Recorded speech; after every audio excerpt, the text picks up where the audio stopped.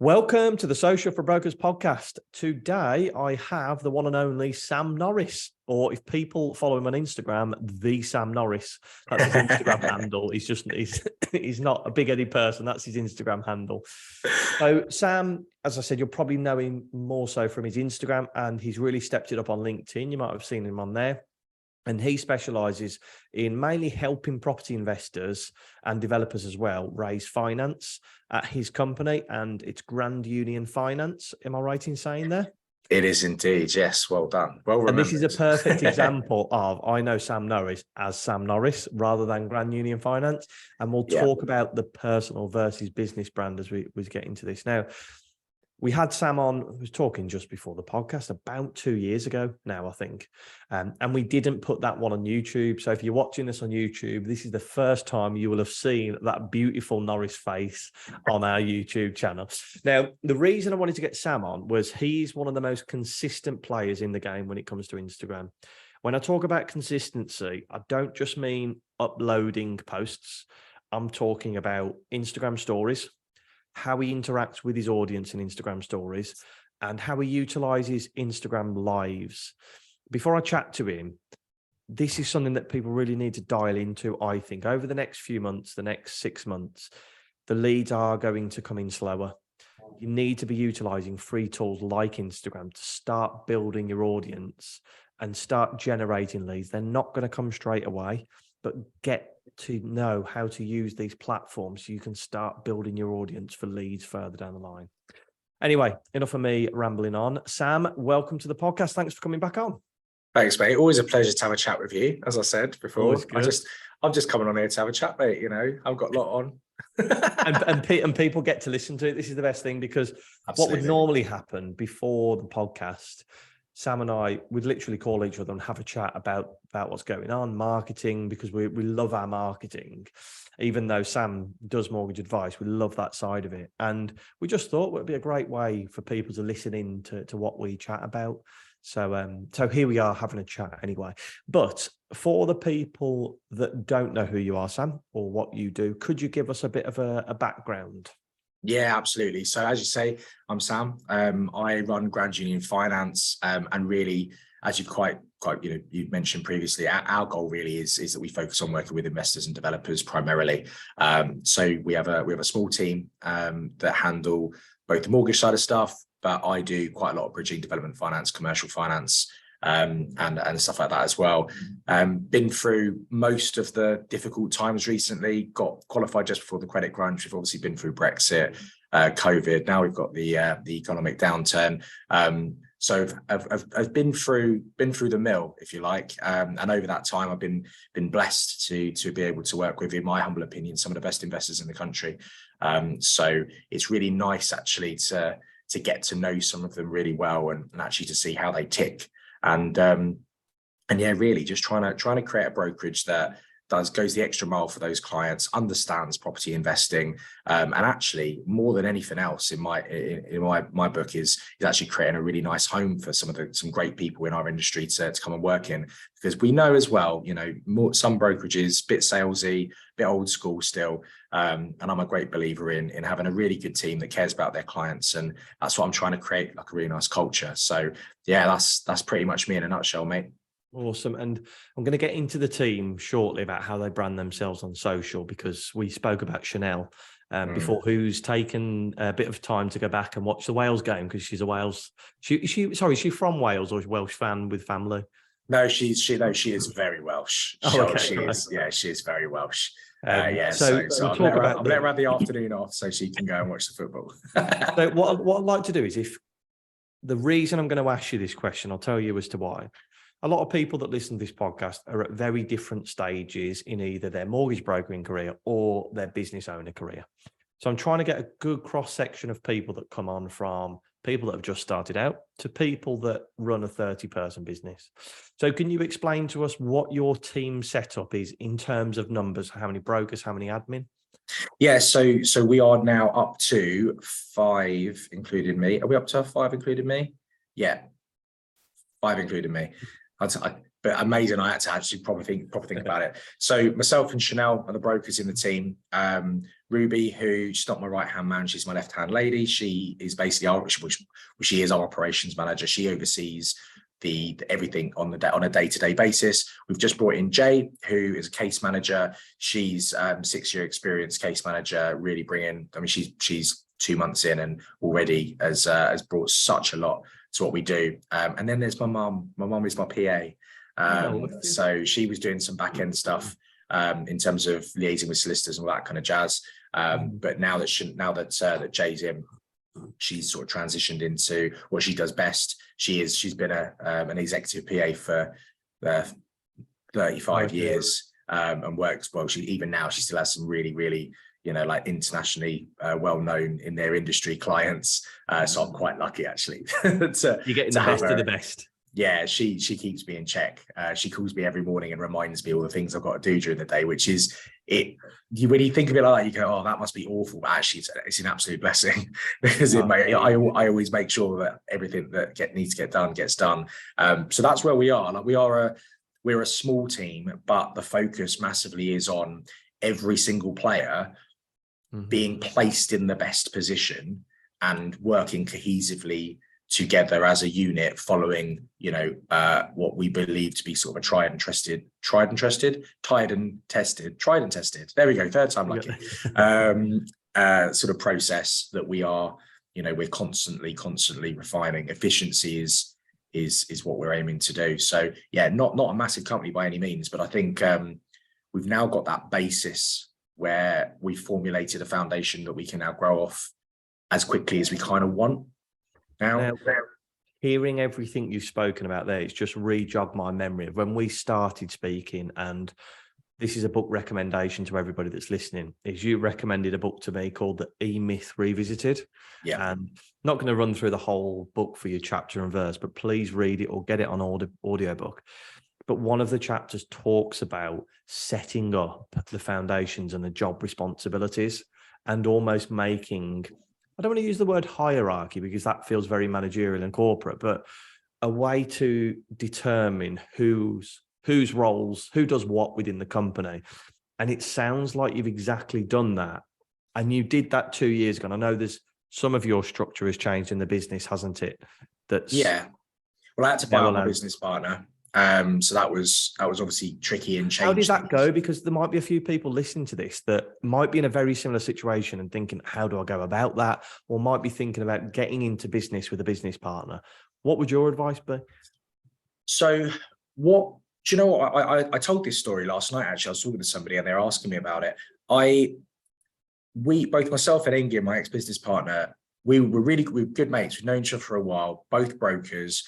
We actually worked for 2 separate companies together. And what it was we were joined together by the fact that we just didn't want to work for these people that we didn't believe in anymore.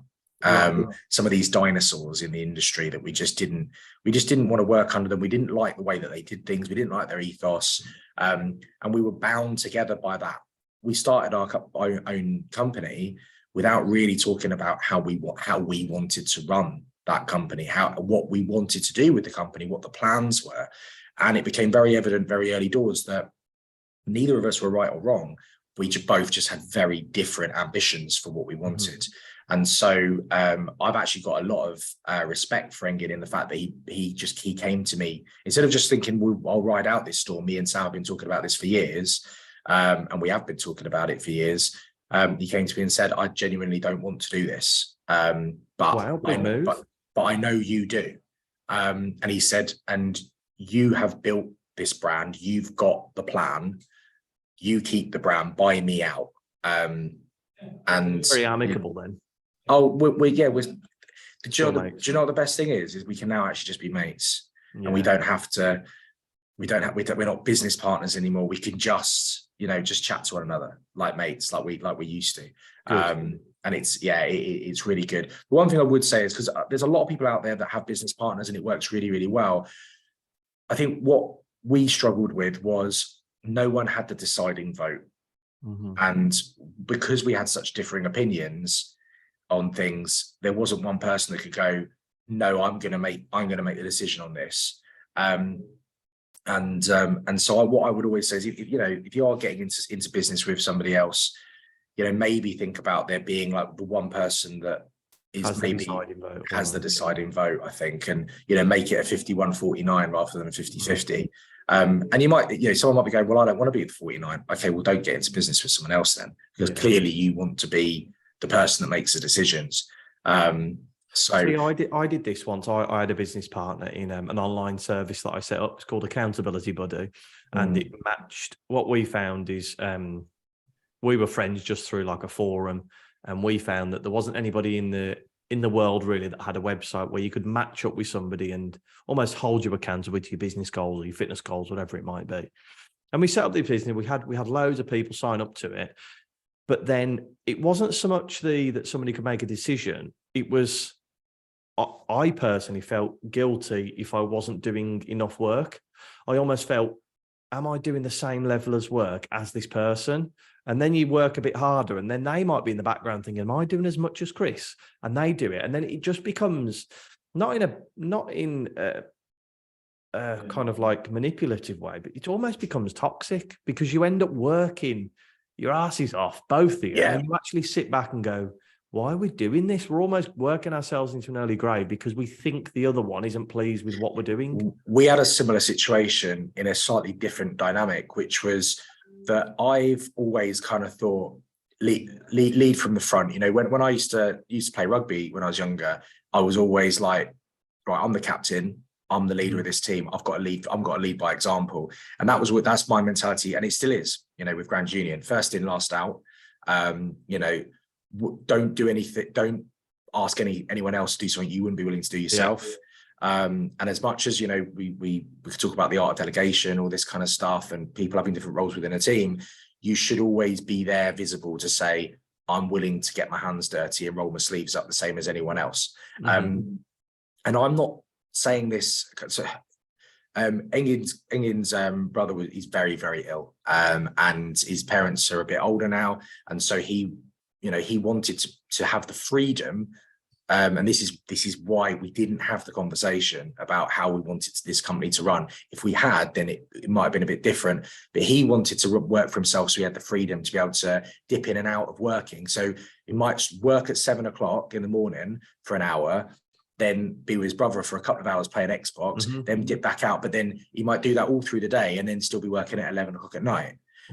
Whereas I was I'm in the office at 7:30, 8, and I'm leaving at 7:30, 8, and I'm smashing it all the way through. So there was an element of resentment of sometimes I'm thinking, we had an office in London, I'm sitting in this office, where's he? And he hasn't told me where he is. And then he'd be like, oh, I'll sit with my brother playing Xbox. I'm thinking, hang on a second.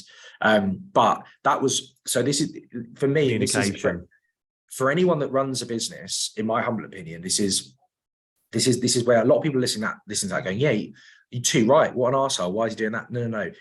It's on me. It's actually on me. You take responsibility for that. It's on me for not understanding what he wanted out of a business partner. I don't think it was even understanding. It's communicating. Exactly. You'd never had that. If you'd had that conversation, it would have been very easy to understand. Yeah. It's just having that initial conversation, isn't it? And then I would have, and then it would have been open for discussion for me to say, well, actually, that's not what I want. Or, okay, let's try and figure out how we're going to make this work. But look, it didn't, and it's fine. It's completely okay. And actually, what's really good is that off the back of that, I'll be honest, when he approached me for the first time, I had a mini panic attack, I think. I was like, oh my God, the dream's over kind of thing.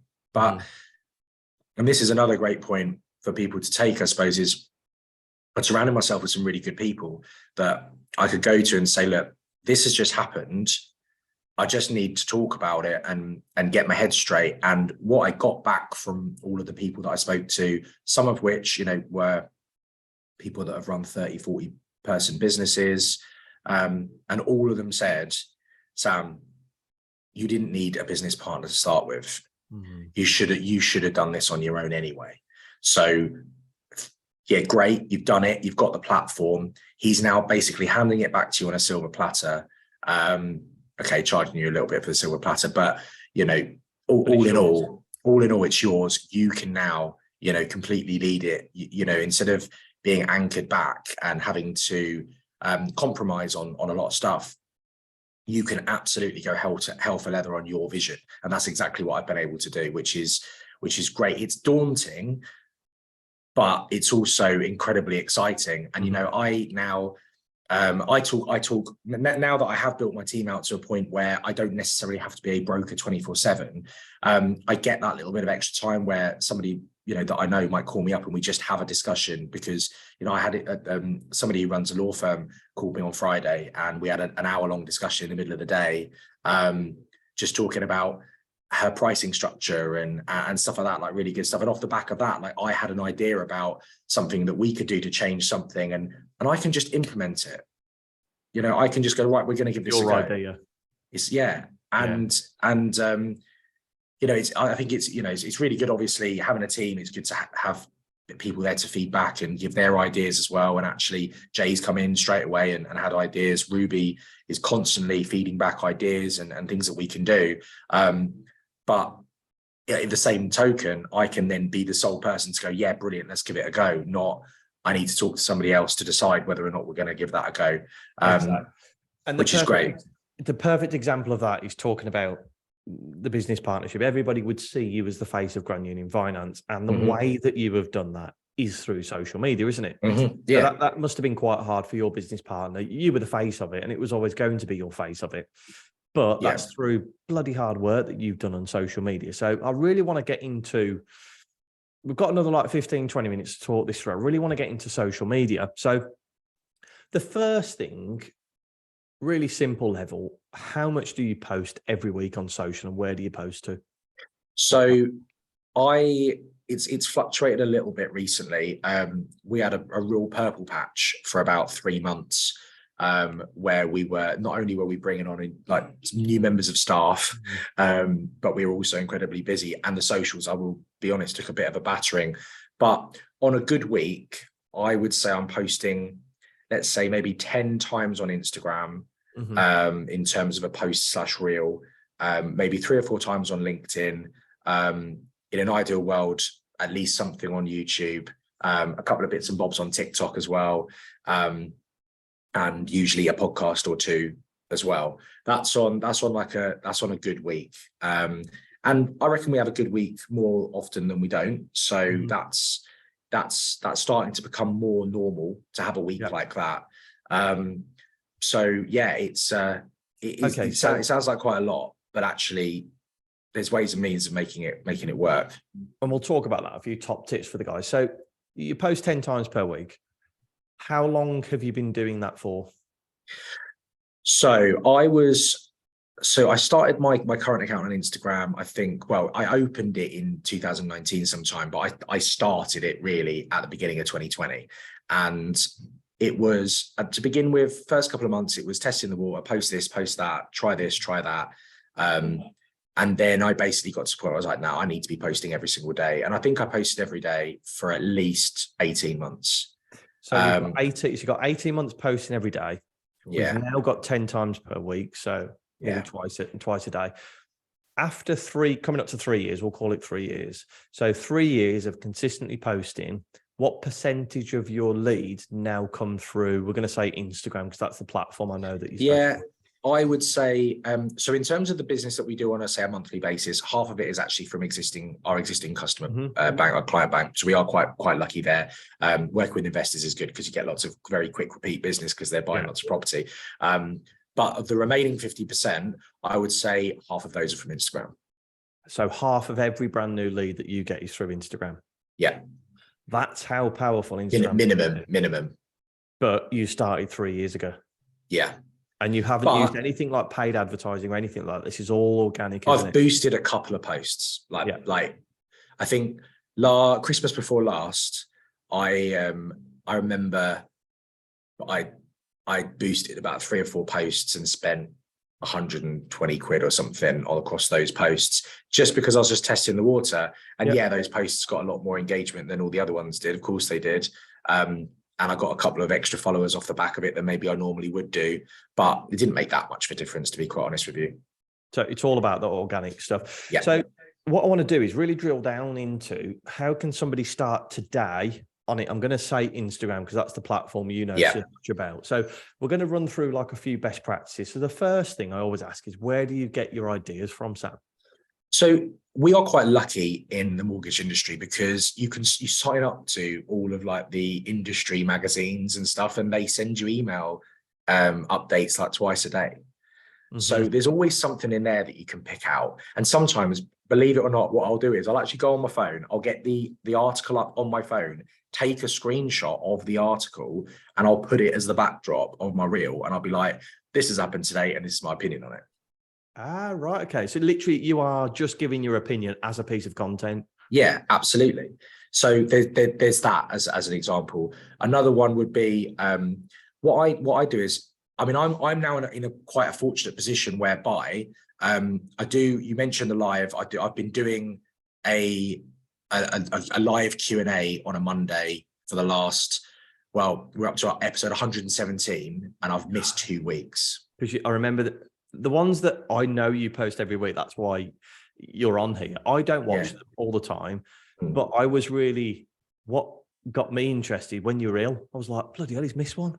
And it was kind of like, wow, that's how powerful that has become. So I was, right, I'll tell you this. So I was, so I've only missed 2. One, because it was my wife's birthday, 30th birthday. So it was a big one. And 2 was because I could barely talk. And I kept pushing it along. Like I was like, I'm too ill to do it today, guys, on my stories. I'm going to do it Tuesday. And off the back of that story, I got about 30 messages going, Sam, just don't do it this week. Just give yourself a break. Because everyone knows that you turn up consistently every week. Yeah. I'll say something in a bit when we've gone through these tips that I really want to hammer home of what you've been doing. But that's the power of Instagram Live. So yeah, but what I was going to say on that is that I get asked questions because it's a Q&A. So when I start to see patterns in the questions I'm being asked, and I'm answering them, live, but then I can go and I can think about it a little bit more. Like recently, I've been getting a lot of questions on, how can I invest in property with less money? How can I be more creative with finance to buy properties with less of my own money? So I put out a story and I said, right, these are the 3 strategies that I think are the best ones where you put less money down. I'm going to do a video on each. Which order do you want to see them in, guys? And they voted. And then I did all the 3 videos and I put them out in order that they were voted. And I even put in the caption, right, you said you wanted this one first, so I'm doing this one first. You said you wanted this one second, so I'm doing this one second. And stuff like that. Ask your audience and just post what your audience wants to hear and wants to know about. And do you know what? Before I post anything, the last thing I think about before I post is, am I posting this for me or am I posting this for them? Love that. And if it's not, I'm posting this for them, then it don't get posted. And I remember one of the things that always stuck with me again from watching your content is you made a promise to yourself 3 or 4 years ago. You will never post anything negative on social media, will you? And you've stuck to that. I look at your content and it goes through a filter in my brain. I'm like, is it negative? Bloody well not. No, it's fine. No, even when it's like, it's hard when the market's really bad as well. Yeah. And, particularly like when we had that mini budget like a little while ago and it was just awful. I was like, right, how am I going to post about stuff to do with this and be all happy? And so I can't even remember what I did do, but I try and do it with a smile on my face. Cause I think that, I've seen a couple of posts recently, actually, that, I mean, one of which I did something that it's always been a bit of a no-no for me, which is sometimes it's best just not to get involved. But I saw somebody kind of attacked somebody that I know that is a very, very good person. And I did step in what I believe to be a very tactful way to say, basically, maybe this wasn't necessary. And I did get it on good authority that person did send a private message to that other person to say sorry. It's just a bit of a shame they didn't do it in public, but it's stuff like that you just go like, why? Yeah. What's the need? Because all it was basically digging somebody else out to make yourself look good because you're saying I know better than they do. And I just believe that we're all brokers that post on social media, we all have a similar level of knowledge about certain things, but we all might have a slightly different take on it, a slightly different opinion. And that doesn't make any of us right or wrong, because somebody might not like the way that I post about stuff. You know, I do it with a smile on my face. I make fun of things. I try and get a laugh. You know, I did a talk last night at a property event. And I thought, I'm going to see how many laughs I can get today. Just I like making people smile. You know, it really gets me. So, and luckily some of my jokes really stuck last night. So that worked. So that was good. I'm not going to get you to tell anyone. No. but that's for me, that's my style. It's positive, happy, bit tongue in cheek sometimes. And I try not to get too, like, I've got my opinions, same as everyone else, but I try not to get too heavy into it, because I also understand that some people might not share my opinions and they might find it offensive if I go too heavy on it. So you've got to have a balance, I think. And that's talking about like the voice that you adopt, which is very clever, and we'll get into the personal versus business. But in terms of content ideas for people, first one is looking at industry articles, and the second one is literally asking your audience for content. Is there any else out there, or do you get all of your ideas from those two? Obviously I'm doing brokering still on a day-to-day basis. You get it from that day. So you get it from that. Right. And now actually, we've just started last week, me and the team, literally now have a weekly Zoom call where we all dial in and we just talk about marketing ideas. Right. What we're going to talk about this week, guys? Because, you know, I want to get them involved. You know, they have a voice. That is a great tip for people that do have a bigger team. So yourself, 5 people, get them on a call once a week, once a month, and get their input, because one, it will give you a view to things that you might not have seen. They might have dealt with a customer that you have never seen before. Excuse me. But the second thing, it gets your team involved. If you do a post about limited company buy-to-let mortgages and Chanel, say, came up with the idea. It is Chanel, isn't it? Sorry. Yeah, it's Chanel, yeah. And she came up with that idea and saw the post. It's almost like, I came up with that, and Sam's turned it into a post, and it's a nice... But you know what? I would prefer her to be the one that does the post. Yeah, you know? I'm just saying from people. I know Chanel's very active on social media, and I have seen her, but she needs to be more active if she's listening to this. But what I'm saying is, if it's somebody that's just come into the company, has been with the company a couple of months, comes up with an idea, and then they, Sam's actually uploaded that. I feel like I've had an input into the business. So next time you ask for the ideas, they're much more likely to come up with content. But those are 3 great things. They use industry articles and knowledge, use questions that have been asked for your audience, and use your team members for ideas as well. So we're now going to move on to videos, because you are big on video. It's something... So before, I was always do video, get video out there, push yourself to do video. And I've kind of gone back on that a bit, because I think you should only do the type of content that you think sits well with you. Because I have seen people try video before, and it's just not them. They would be much better writing a long form piece of article that can be put on their website. So I'm not telling everyone to do video. Yes, it is very beneficial. But if you were to do video, what are the top tips for people out there that want to start? Well, firstly, on your point, I think you are right. It isn't for everyone. All that I would say is, and this might sound a bit blunt, I don't mean it in that way, but video is the best form of content right now. Like there's no marketeer out there that's going to disagree with that.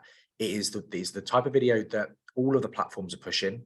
It's the type of video that gets the most content that gets the most engagement. It's just the number one. And there are lots of people doing it very, very well that you can literally just nick how they're doing it. You know, everyone right now is creating reels like Alex Ormsey, everyone.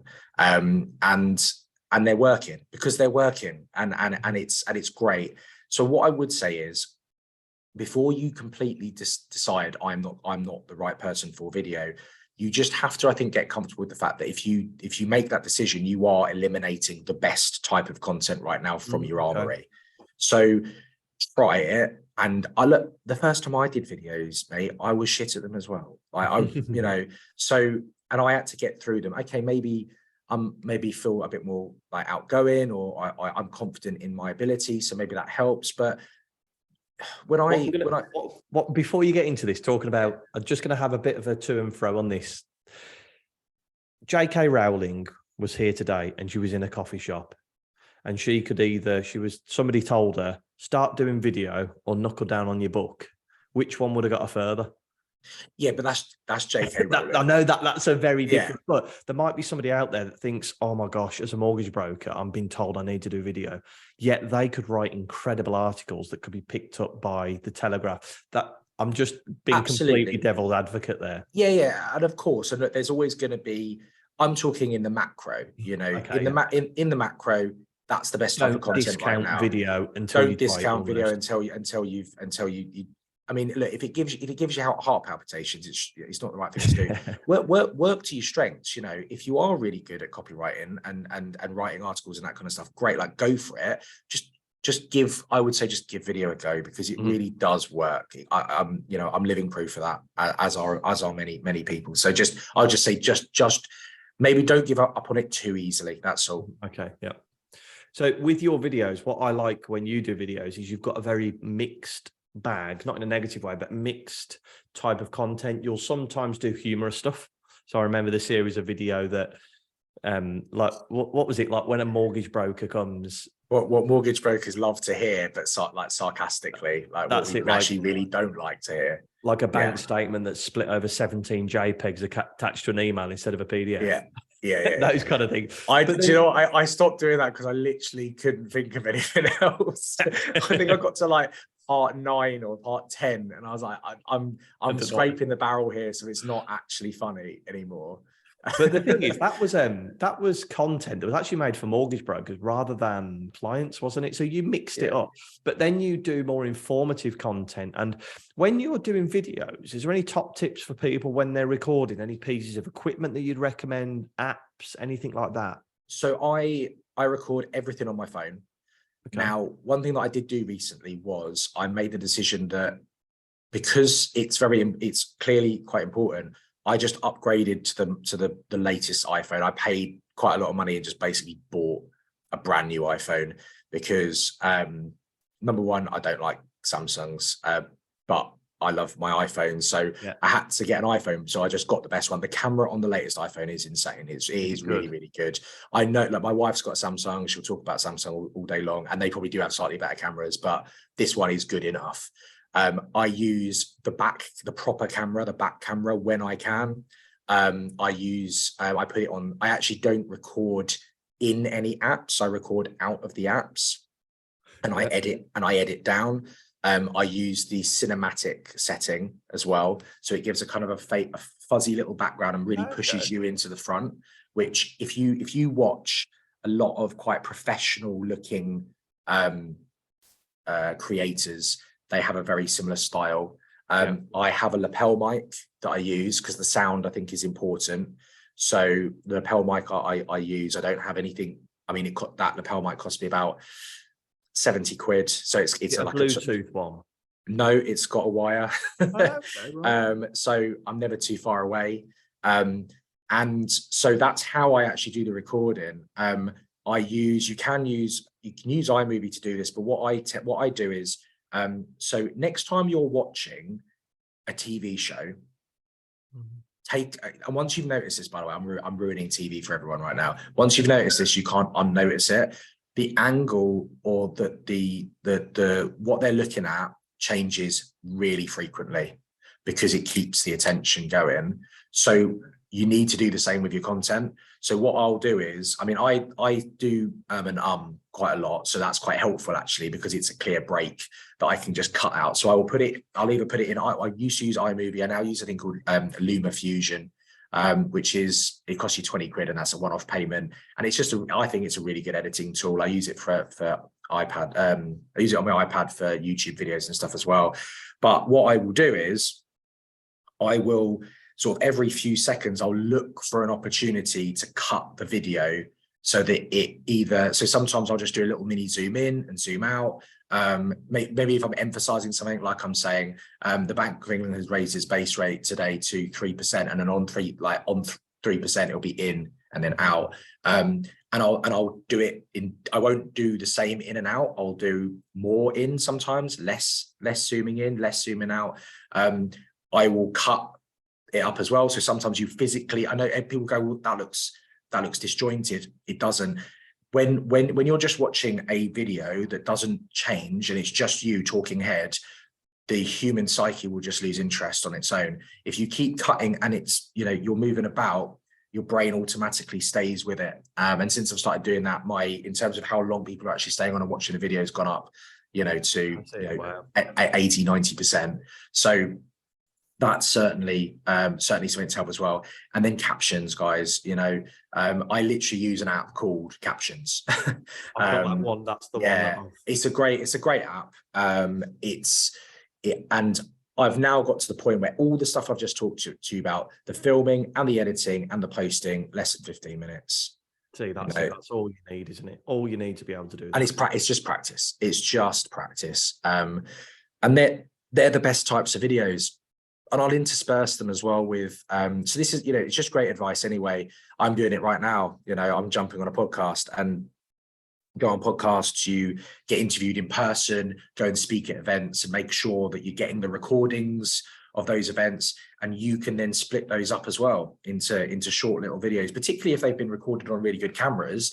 They might be recording you from the back of the room. So you actually look about like 3 inches tall, but you can actually zoom it into a decent level and the quality of the video is still good. So, I mean, when they upload it onto, upload it onto an Instagram, it shrinks it down to the, you know, to what they use anyway in terms of the quality. But once, you know, when you've got that, you can then, it's not just doing those talking head videos, it's interspersed with a few other little bits as well, and just, you know, little nuggets from a YouTube video, a podcast interview, whatever it might be. So that's what that Gary V, King of Marketing. Whenever he's doing a talk, he says, "I'm not doing this talk for you lot. I'm doing this talk, so I've got content. Yeah, I'm getting paid for this gig, which obviously is the next level." But he's like, "Yeah, I've got loads of content off the back of this. So try and get yourself on these type of podcasts, get yourself out there that you can then chop that content up. Because I'll be sending this to Sam after, and he can go and use it then for his content as he pleases."